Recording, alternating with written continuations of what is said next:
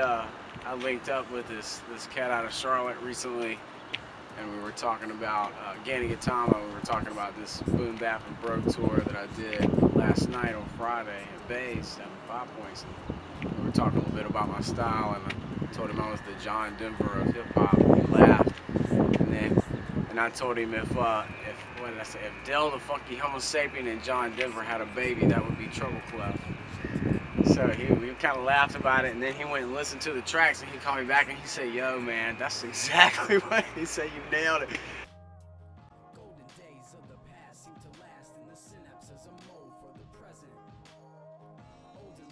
I think about, the interview I did a while back, Kingpin for the City Paper, and if I'm not mistaken, that interview, maybe another one, he asked about, when it started and where it came from, and a couple stories come to mind.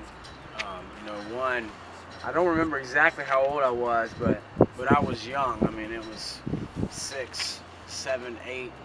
Me and my cousin, his name is Albert Nuckley. He plays bass for a band called Magnetic Flowers here in Columbia. And I remember we wrote this rhyme together, and I still remember it. I still remember that. I'm telling you, I can play a show now and choke on songs that I've been doing for 2 years or something like that, but I can still remember this rhyme that me and my cousin wrote in his backyard when we were 8 years old, maybe, and it was I was walking downtown just looking around, and I looked in the window, and you know what I found? It was something real neat. It was a Starfleet. I got taken away for a year and a day, and the king of the aliens said, "Hey, hey, hey," and that's all I got to say. I grew up in Columbia Gardens, down Plowden Road, way down South Kilburn, and I was I was the minority back there, if you get what I'm saying, in some terms, not to undermine the term and what it really refers to, but there were a couple of other Caucasian kids in the neighborhood, and their moms didn't let them come off the porch, and so a lot of my influence. For hip-hop and stuff like that, there were these two Panamanian brothers that lived across the street, Andre and Corey Delgado, and they turned me on to Cool G Rap and DJ Polo. Remember, they had that first 2 Live Crew that was just bananas. I mean, I remember listening to that when I was like 9, 10 years old in my mama's car before church. I would get her keys and go sit in her car before church and listen and blast Cool G Rap, DJ Polo, 2 Live Crew, that Beastie Boys, License to Ill, Guns N' Roses, Appetite for Destruction, It was real eclectic, And when I was about 12 years old, I got in a little group with this kid named Tim McGee. He was an Army brat and lived on base, and he traveled all around the country with his family, and he was into hip hop. He had lived out on the West Coast in like San Diego or something like that, and had gotten turned on to it out there as a kid. And we started a group called the Half Pint Posse. And I remember we did this. We did a performance at our church for like Bible school or something like that. And I remember I took one of the Beastie Boys songs off of License to Ill. I can't remember which one it is, but there's like a break, where it pauses and then the beat rides for like a minute and a half. And we took that and we wrote rhymes for it, and we did it. And I took this record player, belt drive record player, and put a record on it and tried to scratch and do this Half Pint Posse rhyme. I mean, we rhymed. And then I go and step back behind the table, and and it was skipping. I mean, it was a belt drive. The needle was jumping, skipping, but we were hungry. I was already in love. But over the years, it's been a lot of different things. I play bass in some bands. Some actual bands. I've always had eclectic music taste. Grew up playing with the Dining Hall Cult, and still, doing a little bit of DJing on the side and being involved in different different cultures, different scenes, you know, the club scene, the punk rock scene, the hip hop scene.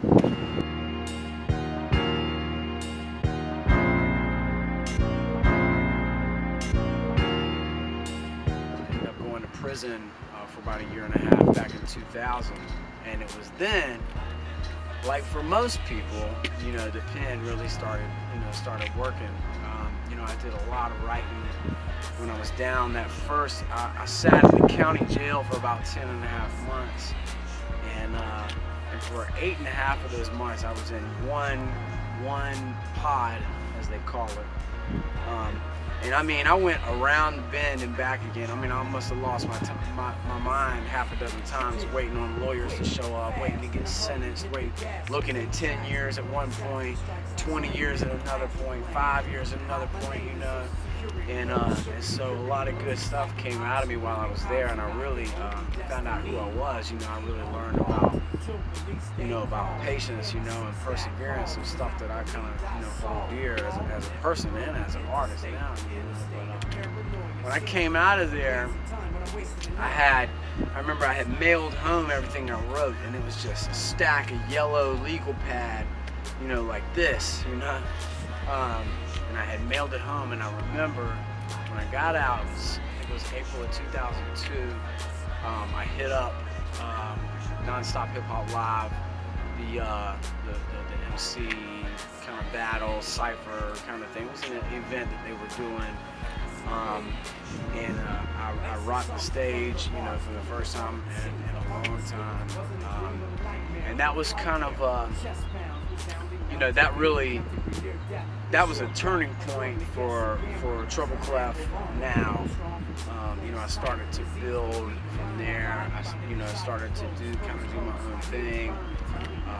Eventually got involved with Angel Lopez, Enon the Interchangeable, who sings in metal bands. He does the whole thing. And we did our thing for a while. Now at the time, you know, when I had gone to prison, like with the stuff that I was involved in, and when I got out, I wasn't involved in that heavy stuff.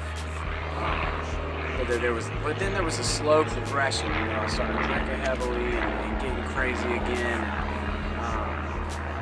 You know, at one point, you know, me and Enon the Interchangeable, aka Angel Lopez, who is also the founder of Boom City Clothing here in Columbia. Holla at them. They make some really fresh gear. Trying to get that consigned custom t-shirt from him soon. But we were Society of Daggers. And we did some stuff. We did some stuff together, and we played some shows. He came out of the music scene. I came out of the music scene. We were hungry. We loved hip hop. You know, at the time, I was all on some Eastern Conference kind of stuff. You know, High and Mighty, Cage. You know, Copyright. All that. You know, I was all on that stuff. You know, and then of course all my old school favorites. So yeah, that's basically what happened. You know, it fizzled. I remember playing shows with Angel, with Society of Daggers, and I would get hammered, 4, 5, 6 tall boys, you know, 12 tequila and OJs, and puffing out back and in the bathroom, you know, and we would come off the stage, and I'd get the envelope from the front, and I'd go looking for Angel, and I'd go out back, and he'd be out back. Angel, don't even talk to me. Lost some pretty substantial money-making opportunities, you know, and you know, had a daughter and got married, and then, you know, had some personal stuff going on with that. My daughter's mother passed away in 2007, and so, you know, after that, it was just like, you know, so then I had to, you know, I came to a place where, you know, some things had to change. It just got crazy, and I knew that if anything good was ever going to happen, that, you know, there had to be a lifestyle change, you know. So that's what happened, you know. I went and I took a little time off to get my head right, and I came back, and I plugged in with, you know, who Trublklef is now.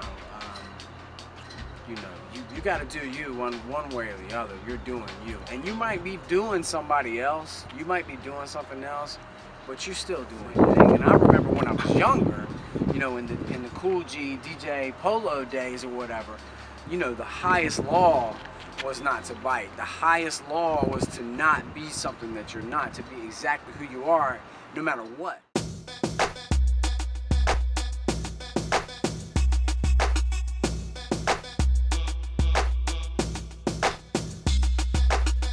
They ain't ready for the heavy vocab, low jab, and we'll show that heads wanna go back. I got a slow track with a flow that's no flag, just hats off to the flow, pack of lacquers, what's happening? For that, I was just kind of doing whatever I could with DJ Cosmo, and I would organize shows at Trublklef Tavern. At one point, I did the hand skills thing on April 28th of 2009. And the idea was, you know, to combine mediums, you know, because my understanding of hip hop, you know, is that it's not just about the music. There's much more to it than that. There's visual, you know, and the audio, and you know, I mean, you think about the elements, you know, the graffiti, the DJ, and the MCing, you know, the breaking, and at some point in time, I don't know if it was KRS or somebody else added beatboxing, which I always thought was interesting because we grew up beating on tables and beatboxing and all that, and in my mind, that's definitely an element of hip hop, you know, But anyway, I put this show together where we brought all this stuff in and we hung this white paper on the walls and we hung Magnum 44s in the ceiling, because when I was a kid, everybody had a Magnum in their pocket, you know. Even if you couldn't write, even if you didn't have any skills at all, you carried a Magnum and you scribbled out some corny stuff on a wall, and you went and skateboarded off with your backpack and your 40 and whatever, you know. And we brought in, I remember we brought in Pat Riot from Florence, who was designing skateboards at the time. I think we brought in Jeff, I can't remember Jeff's last name, a local dude, a Bananas dude, but he's on a just a whole different level. He does like installations in his backyard. They're like 4 stories high, like, you know.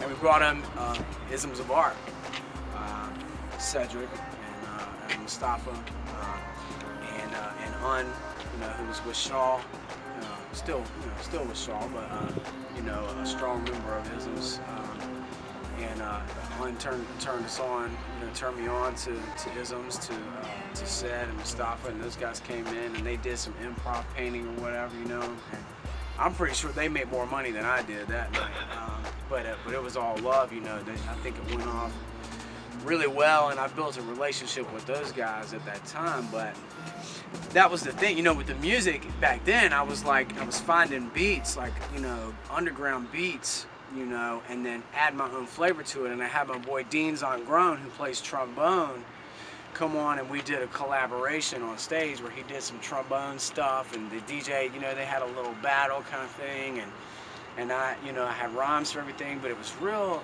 eclectic, you know.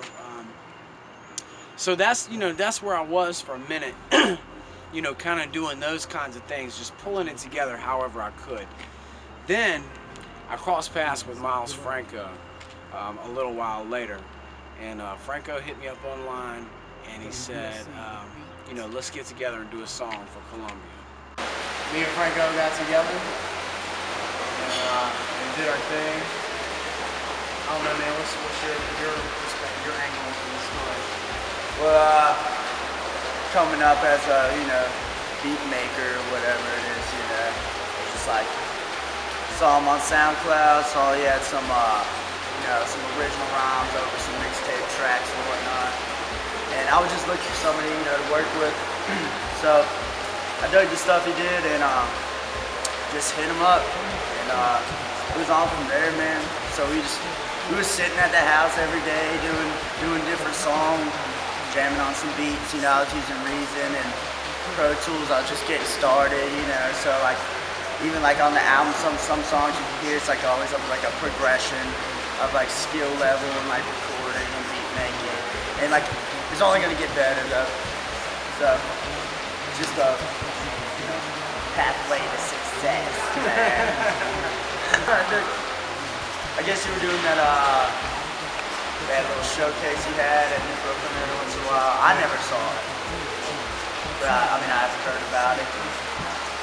Seemed to have a lot of people coming out to that kind of thing. And then we started playing shows. And, what was our first? Oh yeah, first show was at on Main Street.